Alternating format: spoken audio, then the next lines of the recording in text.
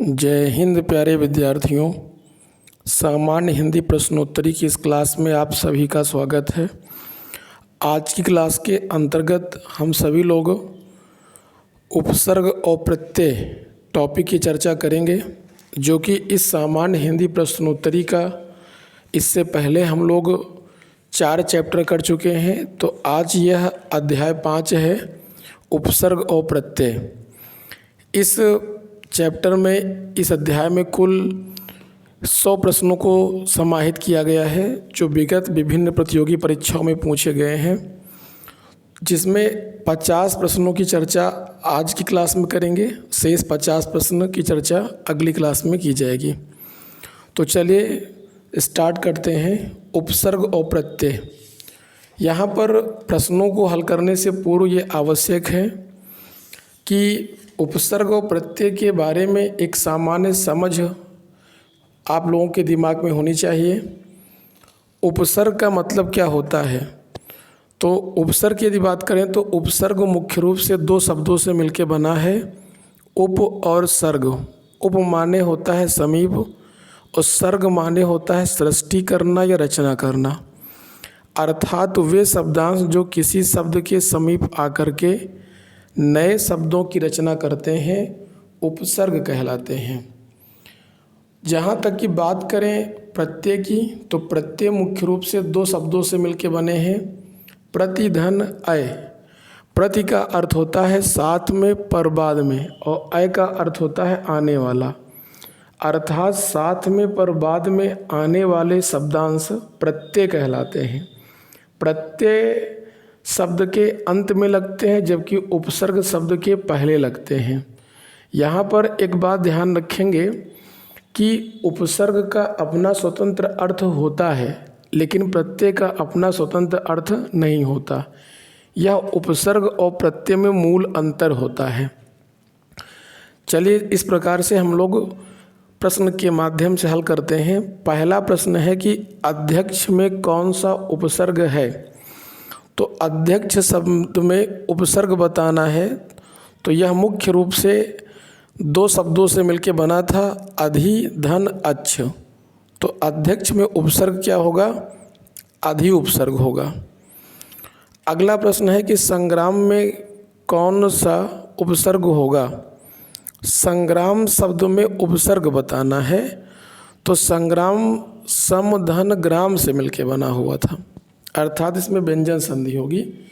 ध्यान रखें कि अगर किसी शब्द के ऊपर अनुस्वार का प्रयोग हुआ है तो उसमें हमेशा व्यंजन संधि होगी और सम उपसर्ग होगा। सावधानी में कौन सा प्रत्यय है? प्रत्यय पहचानने का सबसे सटीक तरीका होता है कि किसी शब्द की मूल शब्द को पहचानना आवश्यक होता है। जैसे कि सावधानी शब्द दिया गया है, तो इसमें मूल शब्द क्या है? सावधान है। और सावधान शब्द में यदि बड़ी ई प्रत्यय लगा दिया जाए तो ये सावधानी बन जाएगा। यानी सावधानी में ई प्रत्यय होगा। सावधान प्लस ई बराबर सावधानी। जिंदगी में कौन सा प्रत्यय होगा? अब ध्यान रखना है कि जिंदगी शब्द का प्रत्यय बताना है, तो पहले इसमें मूल शब्द क्या छिपा हुआ है ये खोजना पड़ेगा। जिंदगी में मूल शब्द जिंदा है, और जिंदा में यदि गी प्रत्यय लगा दिया जाए तो बन जाएगा जिंदगी। तो जिंदगी में मूल प्रत्यय क्या है? गी प्रत्यय होगा। आगमन में उपसर्ग है। आगमन में उपसर्ग क्या है? तो आगमन का मूल शब्द होगा गमन। गमन का मतलब होता है जाना, और आगमन का मतलब होता है आना। आगमन में आ उपसर्ग होगा। तो जो कि यहाँ पर उपसर्ग पूछा गया था, तो आ उपसर्ग प्रयोग होगा। अगला प्रश्न है कि रसोइया में प्रत्यय है। रसोइया में मूल शब्द क्या है? रसोइया में मूल शब्द है रसोई, और रसोई में प्रत्यय क्या लगा है? इया। यदि रसोई में इया प्रत्यय लगा दिया जाए तो रसोइया बन जाएगा। दुकाल में कैसा उपसर्ग है? देखो, दुकाल शब्द में उपसर्ग क्या होगा? मेन चीज, दुकाल शब्द बना है काल शब्द से। काल इसमें मूल शब्द है और इसमें उपसर्ग होगा दु, और दु किस भाषा का उपसर्ग है? हिंदी का है, संस्कृत का? तो दु हिंदी का उपसर्ग है। दु शब्द का अर्थ होता है कम या हीन। तो दुकाल में उपसर्ग क्या होगा? दु, और वो किस भाषा का उपसर्ग है? हिंदी भाषा का। बा उपसर्ग किसमें है? तो बद नाम में बद उपसर्ग है, बद हजमी में और बदबू में बद उपसर्ग होगा, बल्कि बदौलत में बा उपसर्ग होगा। ध्यान रखने योग्य बात है कि बद शब्द उर्दू फारसी का उपसर्ग है। बद का मतलब होता है बुरा, और बू माने होता है महक, यानी बदबू मतलब बुरी महक। बदनाम का मतलब बुरा नाम, बद माने बुरा, नाम माने नाम। जिसका नाम गलत कार्यों के लिए जाना जाए वो बदनाम हो जाता है। कोई चीज़ आसानी से ना हजम हो तो उसको बदहजमी कहा जाता है। इनमें से किस में निर उपसर्ग नहीं है? निर उपसर्ग किसमें नहीं है? तो निर्वाह, निर्देश और निर्बल में निर उपसर्ग है, जबकि निःशेष में निर उपसर्ग का प्रयोग नहीं हुआ है। समीप, छोटा तथा गौड़ के अर्थ में कौन सा उपसर्ग आता है? ऊपर के प्रश्न में हम लोग चर्चा कर चुके हैं कि उप शब्द जो होता है, इस उपसर्ग का अर्थ होता है समीप, निकट या छोटा।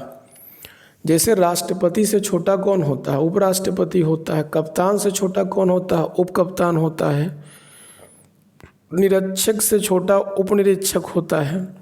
तो उप का अर्थ होता है समीप, निकट या गौड़। प्रश्न संख्या 11 है, 11 नंबर है कि बुरे के अर्थ में प्रयुक्त होने वाला बद उपसर्ग किस भाषा का उपसर्ग है? ऊपर के प्रश्नों में हम लोगों ने चर्चा किया है कि जो बद शब्द होता है वो किस भाषा का है। तो ये उर्दू और फारसी भाषा से आया हुआ उपसर्ग है। आहट, आवट और आस आदि किस प्रकार के तद्धित प्रत्यय हैं? तो चूँकि आवट, आवट और आस जैसे कह दिया जाए मुस्कुराहट, तो इसमें आहट हो जाएगा। बनावट में आवट है और मिठास में आस है। तो जहाँ पर इस प्रकार के प्रत्यय होते हैं उसमें हमेशा भाववाचक तद्धित प्रत्यय का प्रयोग किया जाता है। प्रत्याशा शब्द में उपसर्ग क्या होगा? तो प्रत्याशा शब्द मुख्य रूप से दो शब्दों से मिलकर बना है। पहला शब्द है प्रति और दूसरा है आशा। दोनों मिलकर के प्रत्याशा बने हैं। और प्रत्याशा में संधि कौन सी होगी? तो यण संधि होगी। ध्यान रखें कि यदि पहले अक्षर के बाद आधा अक्षर आ जाए या पहला अक्षर ही आधा आ जाए तो वहाँ सदैव यण स्वर संधि होती है। औपचारिक शब्द में प्रत्यय क्या होगा? औपचारिक शब्द में इक प्रत्यय होगा। ये औपचारिकता शब्द से बना है औपचारिक शब्द, तो औपचारिक में प्रत्यय होगा इक प्रत्यय होगा। अगला प्रश्न है 15 नंबर, अनुवाद शब्द में कौन सा उपसर्ग होगा? तो अनुवाद शब्द में उपसर्ग क्या होता है?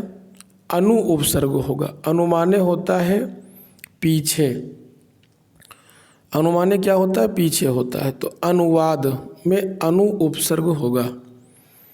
प्रगति में कौन सा उपसर्ग होगा? तो प्रगति शब्द में प्रा उपसर्ग होगा। गति मूल शब्द है इसमें। अत्यंत शब्द का संधि विच्छेद करने पर उपसर्ग के रूप में प्राप्त होता है। अति धन अंत होता है। दोनों मिलकर के अत्यंत बने हैं। तो अत्यंत में उपसर्ग क्या होगा? अति होगा।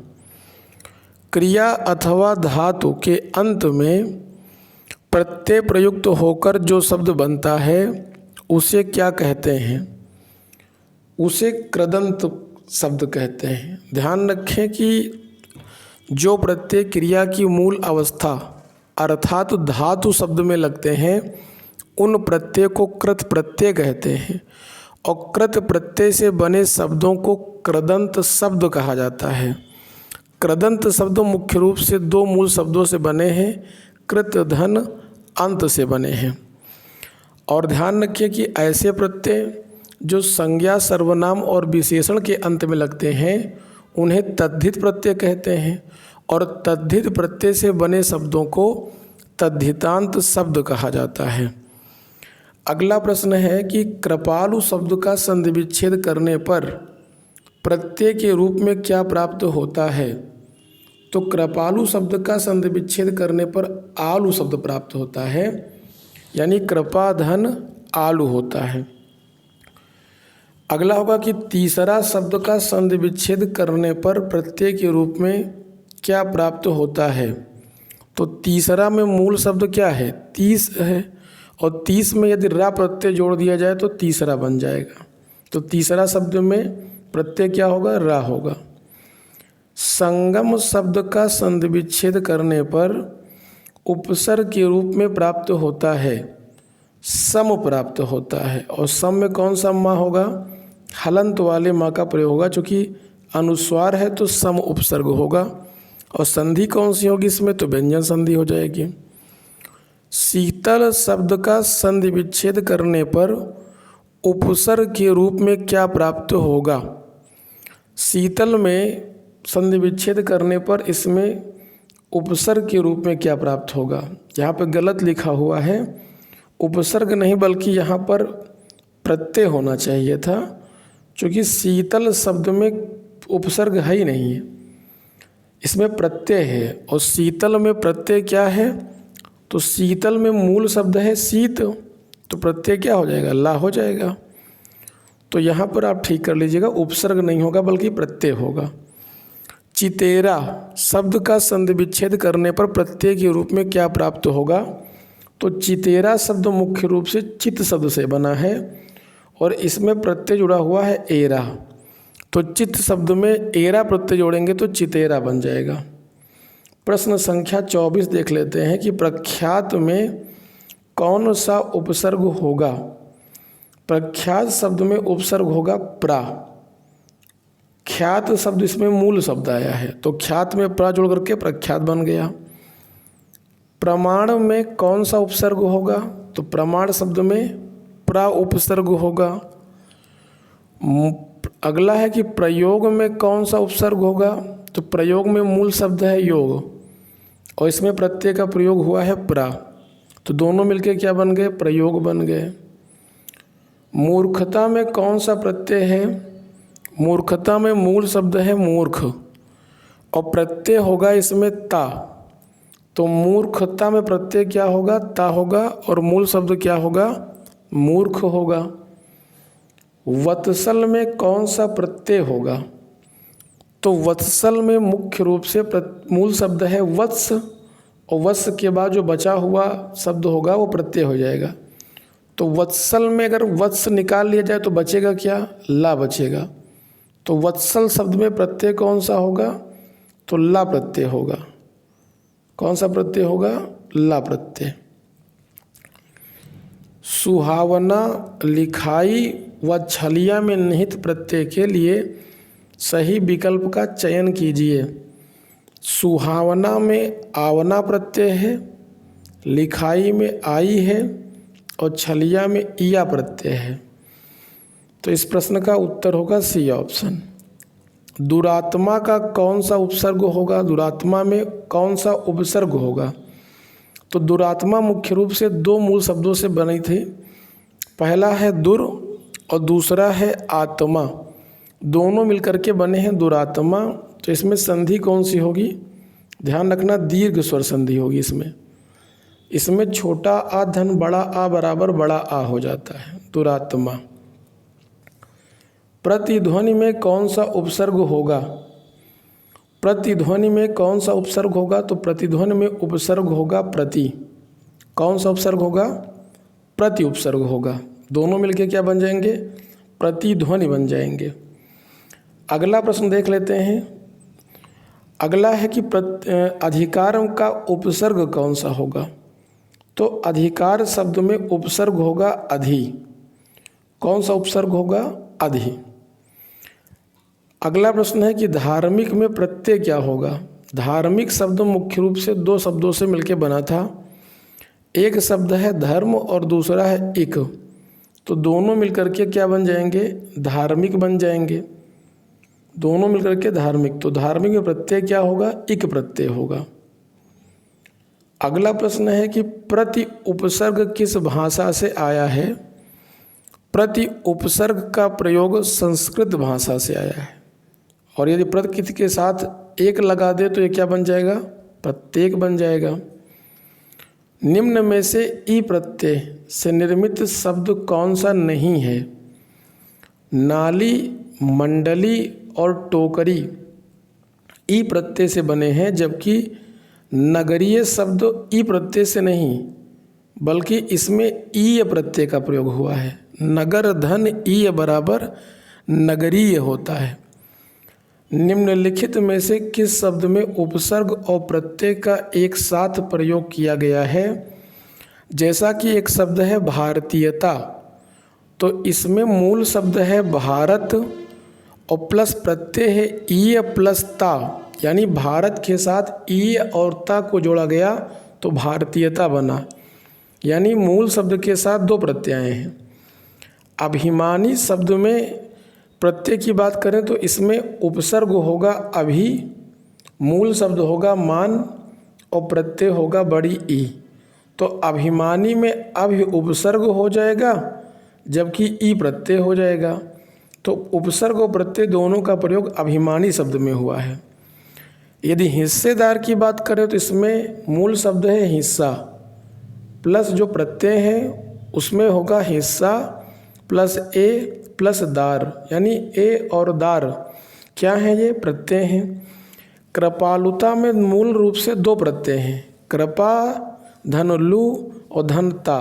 तो कृपालुता में लू और ता प्रत्यय का प्रयोग हुआ है। बुढ़ापा में कौन सा प्रत्यय लगा है, तो बुढ़ापा में आपा प्रत्यय का प्रयोग हुआ है। ऑप्शन नंबर डी का प्रयोग हुआ है। परिक्रमा में उपसर्ग क्या होगा, तो परिक्रमा शब्द में जो उपसर्ग होगा वो परि होगा। परिधन क्रमा होता है, तो परिक्रमा में उपसर्ग क्या होगा, परि उपसर्ग का प्रयोग हुआ है। क्वेश्चन नंबर 39 है कि पश्चिम का में प्रत्यय क्या होगा। पश्चिम मूल रूप से पश्च धन इम शब्द से बना है, तो पश्चिम में चूंकि प्रत्यय पूछा गया है तो इसमें इम प्रत्यय का प्रयोग हुआ है। मधुर में कौन सा प्रत्यय होगा, मधुर में मूल शब्द है मधु, मधु माने होता है शहद और इसमें प्रत्यय जोड़ दिया गया रा तो बन गया मधुर। मधुर माने होता है मीठा, जबकि मधु माने क्या होता है, मधु माने शहद होता है। आकर्षण में उपसर्ग क्या होगा, आकर्षण में मूल उपसर्ग होगा आ। प्रत्यक्ष शब्द में उपसर्ग क्या होगा, प्रत्यक्ष शब्द में उपसर्ग होता है प्रति। धन अक्ष, इसमें संधि कौन सी होगी, तो यण स्वर संधि होगी। क्वेश्चन नंबर 43 देख लेते हैं। टिकाऊ में प्रत्यय होगा, टिकाऊ शब्द में मुख्य रूप से कौन सा प्रत्यय होगा, तो टिकाऊ में मूल प्रत्यय होगा आऊ। टिकाऊ शब्द बना है टिक धन आऊ से, टिकाऊ, इसमें मूल शब्द है टिकना। चतुराई शब्द में प्रत्यय क्या होगा, चतुर धन आई होता है, तो चतुराई में मूल रूप से आई प्रत्यय होगा जबकि मूल शब्द होगा चतुर। चतुर शब्द में आई जोड़ करके चतुराई शब्द बनाया गया है। धातु पर प्रत्यय जोड़कर वर्तमान काल कृदंत बनते हैं। धातु काल में धातु पर प्रत्यय जोड़कर वर्तमान काल कृदंत बनते हैं ता। भलाई में प्रत्यय क्या होगा, भलाई में मूल शब्द होगा भला और भला में यदि आई प्रत्यय जोड़ दिया जाएगा तो बन जाएगा भलाई।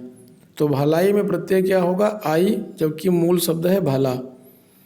उत से निर्मित शब्द कौन सा होगा, उत से मूल निर्मित शब्द किसमें होगा, उच्चारण का संधि विच्छेद होता है उत धन चारण, अर्थात इसमें व्यंजन संधि का प्रयोग हुआ है। तो उच्चारण शब्द में उत उपसर्ग का प्रयोग हुआ है। अध्ययन में अधि का प्रयोग हुआ है, अपकार में अप है, जबकि अवकाश में अव शब्द उपसर्ग का प्रयुक्त हुआ है।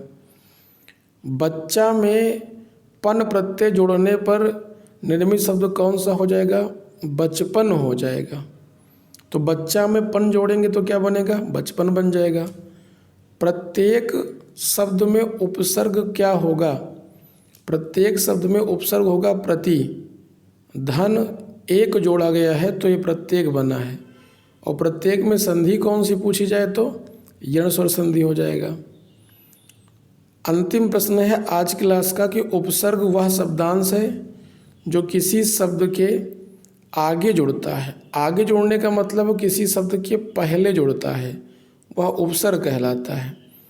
ऐसे शब्दांश जो किसी शब्द के पहले जुड़ करके नए शब्द की रचना कर दें उसे उपसर्ग कहते हैं। और जो किसी शब्द के अंत में जुड़ करके नए शब्दों की रचना करें उन्हें प्रत्यय कहा जाता है। तो इस प्रकार से उपसर्ग और प्रत्यय के कुल 100 प्रश्नों में से आज की क्लास में हम सभी लोगों ने 50 प्रश्नों को हल किया है। शेष 51 से लेकर के 100 तक के प्रश्नों को अगली क्लास में हल करेंगे। तब तक के लिए आप पढ़ते रहिए, मस्त रहिए। धन्यवाद।